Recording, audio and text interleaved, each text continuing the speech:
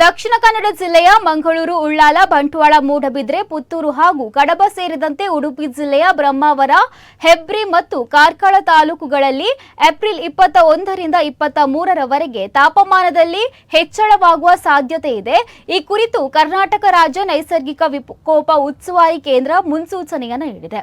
ಇತ್ತೀಚೆಗೆ ಜಿಲ್ಲೆಯ ಹಲವು ಭಾಗಗಳಲ್ಲಿ ತಾಪಮಾನ 37 ಡಿಗ್ರಿ ಸೆಲ್ಸಿಯಸ್ಗೂ ಮೀರಿದ್ದು ಮುಂದಿನ ದಿನಗಳಲ್ಲಿ ಇನ್ನಷ್ಟು ಏರಿಕೆಯಾಗುವ ಸಾಧ್ಯತೆ ಇದೆ ಎಂದು ಎಚ್ಚರಿಸಲಾಗಿದೆ. ತಾಪಮಾನ ಏರಿಕೆಯಿಂದಾಗಿ ಈ ಪ್ರದೇಶಗಳಲ್ಲಿ ತೀವ್ರ ಉಷ್ಣತೆಯ ಪರಿಣಾಮ ಕಾಣಿಸಿಕೊಳ್ಳುವ ಸಾಧ್ಯತೆ ಇದ್ದು, ಸಾರ್ವಜನಿಕರು ಅಗತ್ಯ ಮುನ್ನೆಚ್ಚರಿಕೆ ಕ್ರಮಗಳನ್ನು ಕೈಗೊಳ್ಳುವಂತೆ ಕೆಎಸ್ಎನ್ಡಿಎಂಸಿ ಮನವಿಯನ್ನ ಮಾಡಿದೆ.